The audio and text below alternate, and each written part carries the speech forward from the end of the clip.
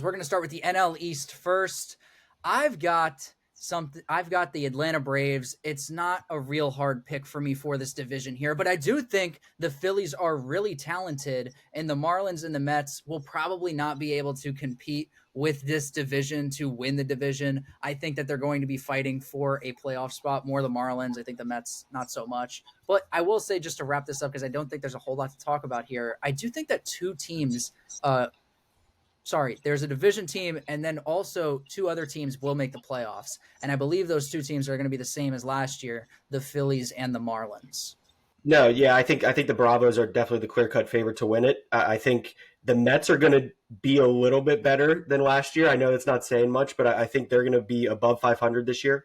I think it's going to be a really tough division. I think it's going to be one of the best divisions in baseball. I love the Marlins being sneaking in their way too, Jedi. I just want to add one more thing too. I really think that the Marlins, they did well last year. They made the playoffs last year.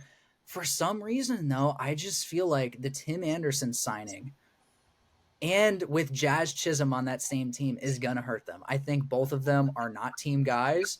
I don't think that's really that controversial of a statement. It's kind of been proven by the way that they act on the field and through stories that we've heard throughout the media. I think it's going to affect the clubhouse a lot. So if one team does fall out of the three that I picked to make the playoffs, I do think it's for the Marlins for more of just the camaraderie in the clubhouse.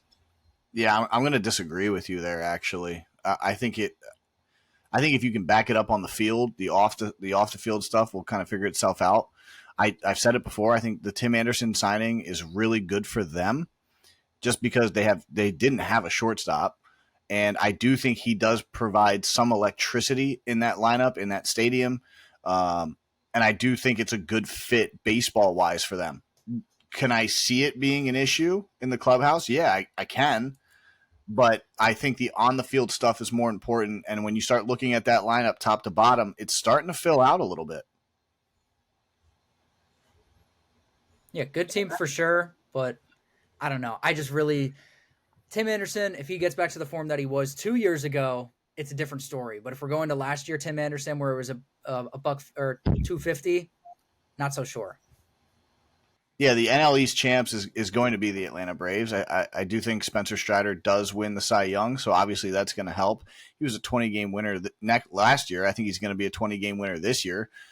When you look at that roster top to bottom, there's everything you possibly need. There's extra base hits, there's speed, there's small ball if they need it.